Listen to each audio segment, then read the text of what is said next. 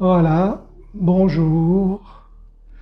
Alors plusieurs personnes m'ont dit qu'elles aimaient beaucoup les vidéos que j'avais faites sur mes lieux de vie, où je racontais un peu des histoires de mon passé. Alors donc je voulais continuer et je voulais parler de la période où j'ai vécu à Bangkok. J'ai vécu à Bangkok pendant 3 ans, de 1988 à 1991. Mais avant de parler de Bangkok, donc, qui est une grande ville, je voulais parler un peu des villes. Il y a beaucoup de choses à dire sur les villes, parce que moi qui ai beaucoup voyagé, j'ai voyagé dans beaucoup de villes. Parce que la plupart des pays, quand on y va en avion, on arrive toujours généralement dans la capitale, dans une grande ville, et donc on reste quelques jours avant de peut-être visiter le reste du pays. Et donc j'ai visité beaucoup de villes dans ma vie, probablement des dizaines, peut-être même des centaines. Et il y en a qui m'ont fait une forte impression, d'autres moins, d'autres que j'ai pas aimées. Il y en a certaines où j'ai beaucoup de souvenirs très précis, d'autres dont je me souviens pratiquement rien. Alors j'ai fait une petite liste, enfin une liste qui est loin d'être exhaustive, de villes dans lesquelles j'ai passé un certain temps.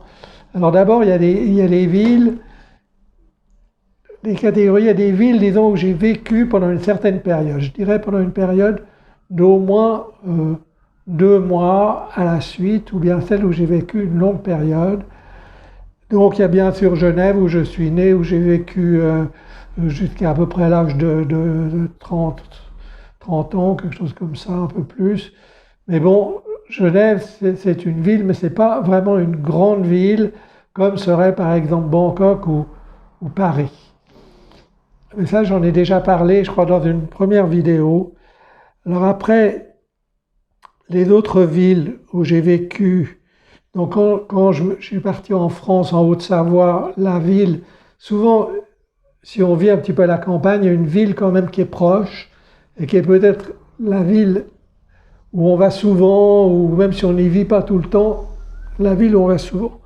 Donc là, c'était Annecy, qui était j'étais à Musiège, c'était un petit peu à la même distance que de Genève et d'Annecy, mais Annecy, c'est de nouveau une petite ville. Alors après, quand je suis parti en Arizona, je vivais dans la ville de Phoenix, qui est donc la capitale de l'Arizona, où se trouve à peu près la moitié de la population de l'Arizona. L'Arizona, il y a à peu près 2 millions d'habitants dans tout l'État de l'Arizona, et je crois qu'il y a plus d'1 million à Phoenix. Alors Phoenix, c'est une ville assez particulière, parce qu'il n'y a justement pas cette impression de grande ville qu'on pourrait avoir quand on est par exemple à Paris ou à New York, parce que c'est une ville qui est très très étendue, qui fait environ, je crois, 120 km de long sur peut-être 60 km de large. Et la plupart de la ville, ce sont des petites maisons, des petites villas. Et il y a même une montagne au milieu de cette ville qui s'appelle la montagne du Chameau, Camelback Mountain, qui est au milieu de la ville. Et alors il y a le centre de Phoenix où il y a 3-4 gratte-ciel, qui est un peu ce qu'on appelle le downtown, où on a un petit peu l'impression d'être dans une ville, mais disons c'est pas vraiment une ville. Et alors dans cette immense ville, bon, il y a des tas de sous-villes comme Scottsdale, par exemple la ville des artistes, là où j'allais près de là où j'habitais. Et moi j'habitais dans une petite cité dans la grande ville qui s'appelait Paradise Valley, qui portait d'ailleurs bien son nom, parce que j'étais au milieu du désert, il y avait juste quelques villas et du désert, des cactus, avec la vue sur le Camelback Mountain. Bon, c'est pas vraiment une impression de ville, mais c'est quand même une des villes où j'ai vécu, et c'était quand même une grande ville. Alors après, quand j'étais à Tahiti, la ville de Papeete, c'est de nouveau une petite ville qui avait son charme, mais où il n'y a pas vraiment l'ambiance d'une grande ville. Alors après, j'ai vécu pendant environ 3 mois à Séoul, en Corée. Ça, c'est un endroit que j'avais beaucoup aimé, où j'avais fait une école de calligraphie. Donc ça, c'est une grande ville où j'avais beaucoup apprécié le côté artistique de cette ville. non seulement le côté artistique coloré, par exemple des anciens temples bouddhistes, des palais, et aussi j'avais rencontré là-bas beaucoup de musiciens, d'artistes, de personnes qui faisaient du théâtre, même si le coréen est une langue très difficile que je ne comprenais pas du tout. J'ai eu quand même des relations avec des artistes et il y avait cette ambiance de cette grande ville. Bon, la ville en elle-même, à part son côté artistique, avait peut-être pas énormément de charme, mais c'est quand même une ville que j'avais bien aimée. Par contre, j'avais mieux aimé une ville où j'ai aussi passé 2 ou 3 mois, à peu près à la même époque, c'était à l'époque où je vivais justement à Tahiti, c'est Taipei, donc à Taïwan, la capitale de Taïwan. Et là, j'ai aussi fait une école de calligraphie et de peinture chinoise. Et ça, c'est une ville que j'aimais beaucoup parce qu'il y avait cette ambiance chinoise. Et moi, j'ai un grand lien avec les Chinois. Et j'aime beaucoup les ambiances chinoises. Et alors, quand on se promenait dans le centre de la ville, par exemple, il y avait beaucoup de librairies, bon, des librairies avec des livres en chinois, mais à cette époque-là, j'étudiais le chinois, la calligraphie, donc tout ça m'attirait beaucoup, même si je comprenais pas beaucoup. Et il y avait aussi cette ambiance de tous ces petits restaurants au bord du trottoir, sur la rue, où on peut manger pour quelques sous et où il y a une ambiance très chaleureuse. Donc Taipei, c'est aussi, même si ce n'est pas une très grande ville, c'est une ville aussi que j'avais bien aimé, une des villes où j'ai vécu. Et après, il y a Bangkok, donc là, je ferai une vidéo spéciale sur Bangkok. Et après, je suis venu donc à Chiang Mai. Alors, Chiang Mai, c'est une grande ville qui fait à peu près 1 million d'habitants, mais on n'a pas non plus l'impression d'être dans une grande ville. Il y a 2, 3 immeubles hauts qui ne sont pas vraiment des gratte-ciel. Et il y a toute une vieille ville où il y a une ambiance assez sympathique. Il y a beaucoup de temples bouddhistes, il y a une ambiance assez chaleureuse à Chiang Mai qui ne donne justement pas cette ambiance de grande ville comme on a par exemple à Bangkok. Donc ça, c'est pour les lieux de vie. Alors après, il y a certaines villes qui m'ont inspiré dans ma peinture, c'est-à-dire à l'époque où je faisais des tableaux figuratifs, c'est-à-dire que c'est entre 1974 et 1987, je dirais. Pendant toute cette période, j'ai aussi beaucoup voyagé pendant cette période et il y a des villes qui m'ont vraiment impressionné et sur lesquelles j'ai fait des tableaux. Alors, ces villes, c'est d'abord New York. New York, c'est justement la première ville sur laquelle j'ai fait des tableaux. New York, j'y suis allé très souvent. C'est peut-être une des villes qui m'a le plus fasciné. À cette époque-là, j'étais très fasciné par les États-Unis. Après avoir vécu pendant 3 ans aux États-Unis, j'ai été un peu moins fasciné. Mais disons, New York, c'est pas vraiment non plus les États-Unis. C'est une ville un petit peu particulière. Et alors, bien sûr, c'est une ville avec beaucoup de gratte-ciel où on se sent vraiment dans une ville et où il y a beaucoup de monde dans les rues. Parce qu'une chose qui est importante, je pense, dans une ville pour bien comprendre, pour bien saisir une ville, c'est de pouvoir s'y promener à pied. Les villes comme Phoenix, justement, c'est des villes qu'on ne parcourt qu'en voiture. Et on n'a jamais l'impression de marcher dans une ville. Donc, New York, oui, on peut aller à pied, on peut prendre le métro, on n'a pas besoin de temps en temps, on peut prendre un taxi, bien sûr. Et il y a toute cette architecture. Moi qui donc suis à la base architecte, j'ai aussi été très fasciné par l'architecture américaine. C'est aussi une des principales villes artistiques du monde, avec justement aussi Paris, par exemple.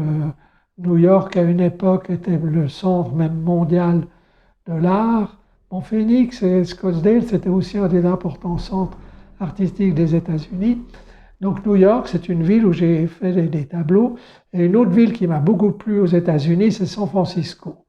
Dans San Francisco, c'est aussi une ville où on peut se balader. C'est une ville qui est aussi au bord de la mer, où il y a ces grands ponts, le Golden Gate Bridge, il y a des parcs, il y a ces collines, il y a ces trams qui montent et qui descendent sur les collines.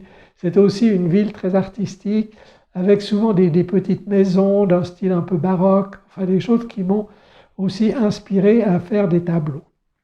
Alors après, une autre ville qui m'a inspiré aussi aux États-Unis, bien que c'est de nouveau une ville qu'on parcourt en voiture, mais une ville où il y a une certaine fascination, c'est Los Angeles, là où je suis allé très souvent. Alors c'est de nouveau une ville qu'on parcours en voiture, où il y a un centre avec quelques gratte-ciel, mais qui est aussi étendu peut-être sur 100 km ou plus.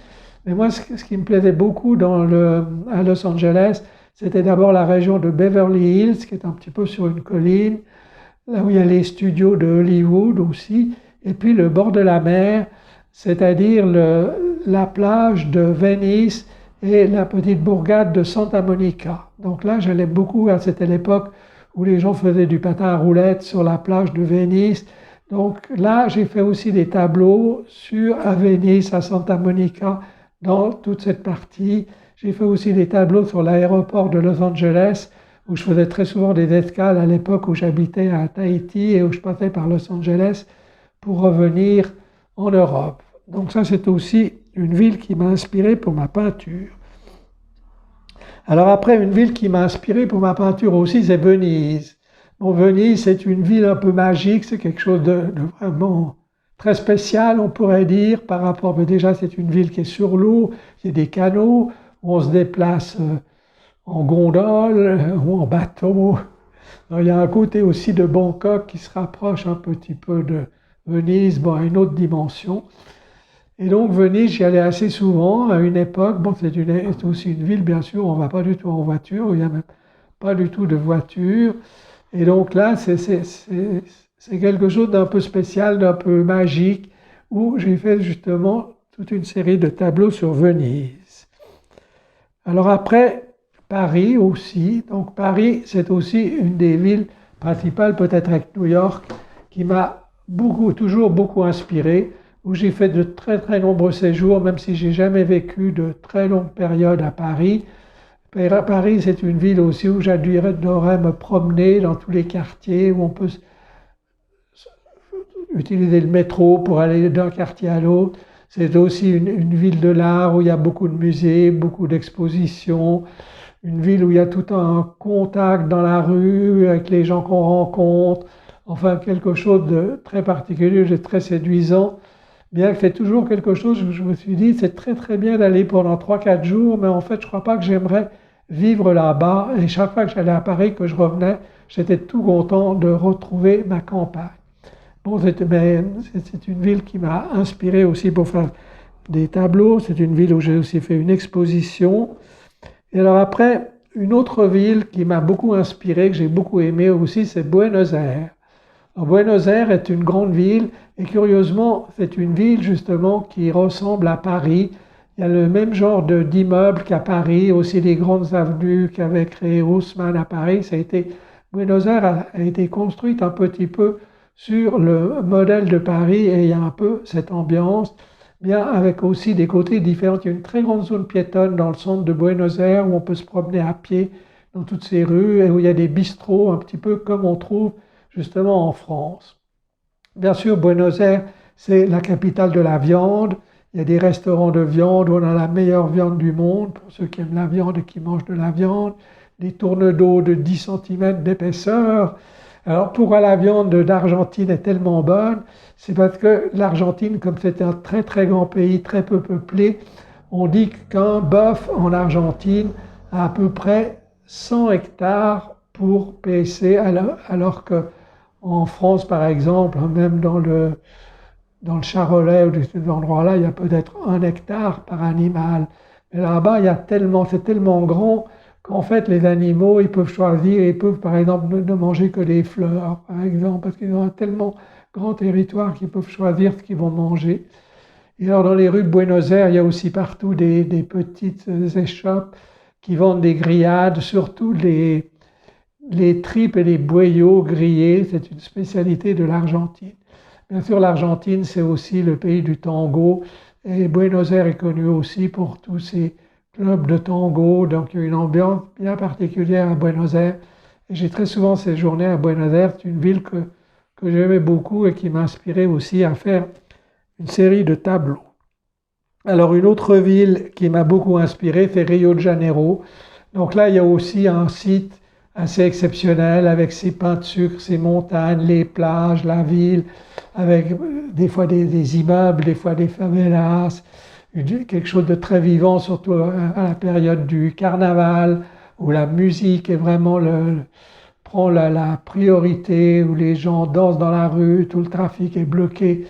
Toute cette ambiance aussi des plages de Copacabana, d'Ipanema et toute cette ambiance bien particulière de Rio de Janeiro. Donc c'est une chose, c'est aussi un des sites, une des villes qui a un des sites les plus extraordinaires peut-être, avec une autre qui lui ressemble d'une certaine manière, c'est Hong Kong, aussi avec ses collines, avec la mer, avec les bateaux, avec cette ambiance chinoise, très très animée dans le centre, tous ces petits commerces, ces petites boutiques, ces petites échoppes où on peut manger sur la rue.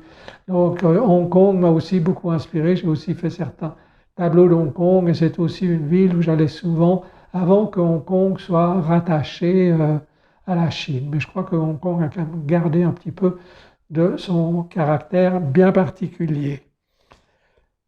Alors voilà, ça donc ce sont les principales. Il y a encore une autre ville aussi que j'ai beaucoup aimée, c'est Sydney, où j'allais très souvent à l'époque où j'habitais Tahiti, où j'avais des amis, où je restais souvent pendant plusieurs jours.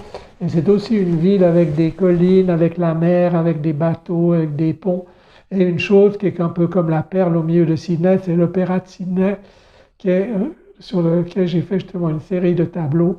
Et moi, j'aimais beaucoup l'ambiance de Sydney. Sydney, c'est aussi une ville où on peut se promener à pied, qui est très animée, où les gens sont chaleureux. Il y a cette ambiance australienne assez particulière. Donc voilà les villes sur les, qui m'ont inspiré des peintures, des villes où j'ai vécu. Et donc les principales villes, celles qui m'ont le plus impressionné peut-être dans ma vie.